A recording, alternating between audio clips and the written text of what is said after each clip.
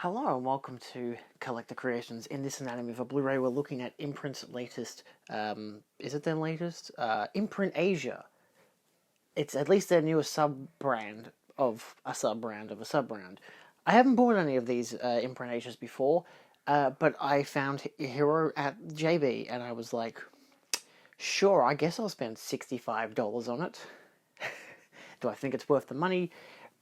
We will dive into that and see if it's worth the money. But for the most part, my thoughts on the film briefly, I gave it 4 stars. I've never seen it before. We've only ever had a bootleg DVD, and I'm like, I don't know, just didn't get around to watching it. I imagine it's probably the US theatrical cut. But I really enjoyed the film. I think it's visually very nice. It sounds great. It's got a really interesting story, some wonderful performances, a bunch of actors' faces that I recognize from other, like, Chinese or Hong Kong films, especially those from Wonka Wai. So I was like, oh my god, it's all those people from those Wonka Wai films. What's going on here? And that becomes interesting all on its own. So, yeah, we'll dive into the packaging first, and then I'll get into picture and audio and special features. So let's dive into it. So we get a hard box. This is number 5 of the Asia line. Traditional hard box with the same, flip side for each side, as well as title on the top, barcode on the bottom. Nice artwork on the front. Pretty traditional, theatrical poster, which is quite nice. It gives you a good idea of, like, who's in it. I love how it still has Quentin Tarantino presents Hero, which I find to be really amusing. But he is featured heavily in the special features as well, so that's nice. And of course, an interesting image on the back, which is Jet Li's character. One man will challenge an empire. Pretty classic scene of him fighting off a million arrows. So, yeah, we'll dive in to the individual cases. So first up on the back, it does actually come with this, which you can just take off. It's got a little sticky, gluey thing like they usually do. Stipulates the disc 1 in its own individual case and disc 2, as well as the special features and audio. So it's not bad. It gives you an idea of what you're going to get. Such things, of course, are replicated on the cases themselves, with the theatrical case having its own artwork. I find it really funny that the King Emperor is, soon to be Emperor, is he's like a ghost. I find that to be really funny. Either way, this is the theatrical cut. However, it does have both US and international theatrical cuts, which are 2 different cuts. So, not too much on the back because there is no special features to this. It is just both features on one disc. You can choose either option. You get disc art, which features the same art as the main case, and of course, inside artwork as well, showing Jet Li's character. So, yeah, not too bad. Pretty shabby. You get the director's cut, which has some nicer artwork. I don't know, I just like the look of it, of course. It's almost like the least important character is on the front, which I find to be really funny. Either way, this again emphasizes special features and everything. These are all regions, so region-free. Artwork correlates to the disc art and, of course, inside artwork as well. I'll talk about the comparisons as a quick between. Obviously, the director's cut is longer. It is an hour 49, whereas the theatrical cut is an hour 39. But the US cut, at least, has the Miramax logo at the start. I don't think there's too many differences between the 2 cuts. One is prefaced maybe more for the US audience. I kind of dived quickly between the 2, but I did watch the director's cut as a whole. In terms of the theatrical cuts, it's noteworthy to actually talk about them, I think, because there is... Firstly, it comes with DTS 5.1 sound as well as stereo for the US cut only, so it gives you both. Both versions have 5.1 DTS HD, which is nice. Sounds good. I didn't check out the stereo track because there's no real need to. It's already got a 5.1. The subtitles are different on both versions. One of them on the and in the theatrical cut, it is white subtitles that are thick but not too prevalent. I mean, they're quite prevalent, but the US cut, they're yellow. In my mind, the classic SBS subtitles, at least that we have in Australia. I like that colour of subtitles, but they are quite large. However, they both are accurate at least in terms of how they're like grammatically put and everything. And that's worth noting because the director's cut does have different style of subtitles yet again. The director's cut subtitles, every time there were gaps between some of the words, like the first word in the sentence will occasionally have a gap. So say the word you will have the Y and a space and an OU. When they talk about numbers, like that there's 100 yards and then 20 yards and then 10 yards, they're like individual numbers. Whereas in the theatrical cut versions, it has like the number 10, like TEN. It doesn't have the written numbers, so I'd say the weakest part of the director's cut version is just the subtitles, but that's about it. Like they still work fine. Some of them flash by a bit too quickly every very once in a while, mostly because there's like usually too many on one slide, for example. But again, it was easier to read, easy to understand, outside of, I think, maybe one or two spelling errors within the first 5 minutes. Again, like they miss a letter in one of the words or whatever, but you get the idea immediately. Just small technical errors like that is really the only flaw of it. But visually and audio-wise for the theatrical cuts, both of them, they looked fine. Like, I had no real issues with what I looked at, but I obviously would not preference them over the director's cut. So let's talk about the director's cut. The director's cut is probably more noteworthy, of course. It's 10 minutes longer, it's the preferred cut and whatnot. I just think it's the easier cut to watch, because again, it's an hour 49 compared to an hour 39. What's 10 minutes realistically? It's a bit more dialogue here and there, a bit more in terms of some of the choreographed action scenes. It's just little tidbits. It's not like a whole extra section or an extra scene or whatever, so it's just like little expansions, which is fine. It does have DTS HD 6.1 surround sound. That's really noteworthy in my mind because, firstly, what the fuck is a 6.1? Secondly, it sounds really quite loud and bombastic, which is really interesting for like sound effects, for like especially the background orchestral sound effects when there's horns and stuff. Very heavy in the rear speakers. The 5.1 on the theatrical track never sounded as punchy. The sound effects for like when the arrows hit and everything, the swords clashing, was much more prominent. So especially everything with the surround sound, the whooshing of the wind when you have that one scene with all the tree leaves, that I should say sequence rather than scene, but it's very prominent with this audio track. It still sounds good in the 5.1. This just sounds a bit more bombastic, and I kind of had to find a good middle ground to be comfortable with it, but I think it was still good. Visually, this one stood out to me more as the much more impressive visuals. I don't know, it wasn't too much of a comparison between the pair, especially of either theatrical cut. I think both of them had a bit of a slightly weaker print, more speckles and dirt on the odd occasion, a bit less colour saturation, a bit less punch, whereas this one I think had more punch with its colour. So it seemed like a cleaner print, nicer transfer. At first it seemed a bit grungy because there's a lot of blacks in the start of the film within the first couple of minutes, and I think that was a bit lackluster, but then as it picked up and there was more yellows and reds and greens, they became more bombastic. They livened it up a lot more.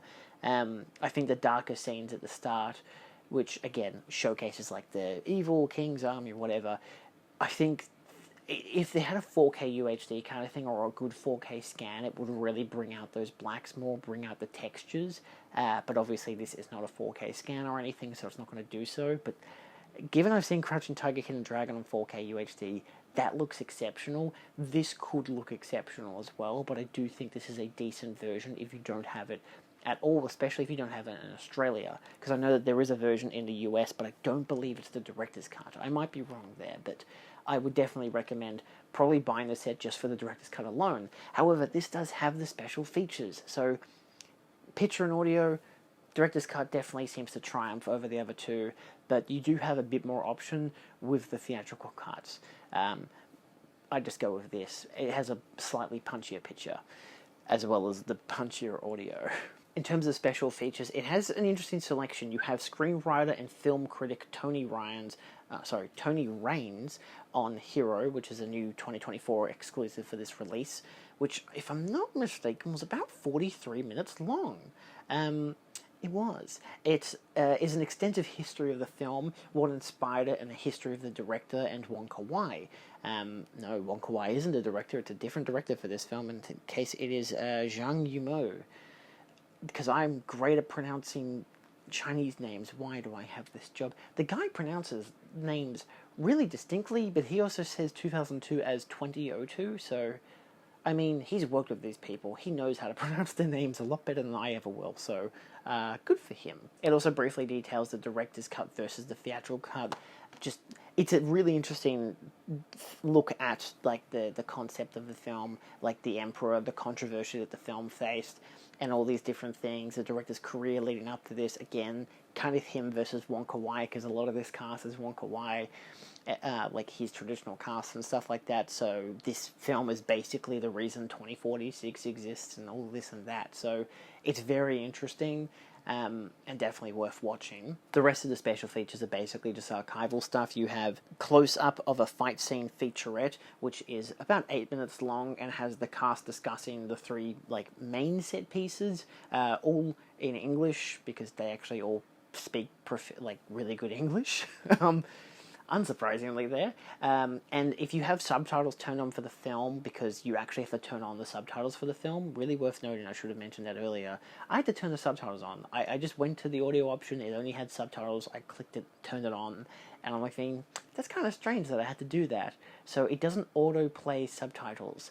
I think you'd realize it quite quickly when the narration starts, you're like, wait, where's the subtitles? So it's easy to turn on. It's an easy function. But it should automatically be played on. I don't know why it isn't. Nevertheless, subtitles work for the special features as well. Having the subtitles on for the disc actually applies it to the special features. It applies it a little awkwardly in the placing of the top and bottom of the screen, but yeah, it does that. You don't need them, realistically, unless, you're hard of hearing and stuff like that. You don't really need them traditionally because you can understand what everyone says. Like, a person like myself who has pretty standard hearing, I could hear everyone perfectly, especially Quentin Tarantino, but all of the Asian actors as well, especially when they spoke in English. There was a later featurette which does have the director talking in Mandarin, and of course it does have subtitles for him, but it automatically has that in the featurette itself. The next one is Hero Defined, which is a 24-minute long it's a whole little mini documentary. Basically, it discusses the development of the film. These two are both... Well, this one's widescreen, which is nice. The previous one, the close-up of a fight scene, was in 4:3, so clearly made for DVD, but the Hero Defined, I'd argue, is maybe... For a Blu-ray, I don't know, it's in widescreen automatically. It does have, even when it has 4:3 things, it still has a coloured background, so... Yeah, but still, nicely in detail. Basically what the first video in this talks about, but it has interviews of the director and the cast as well, shows some of the pre-production and all this kind of stuff, so nicely informative as well. Then you have Inside the Action, a conversation with Quentin Tarantino and Jet Li, which again is another featurette. It is 14 minutes long. It's Quentin and Jet Li discussing Jet Li's action scenes for his career by that point, as well as diving into Hero, and then they basically just... The second half of it is basically interviews that's already in the previous featurette.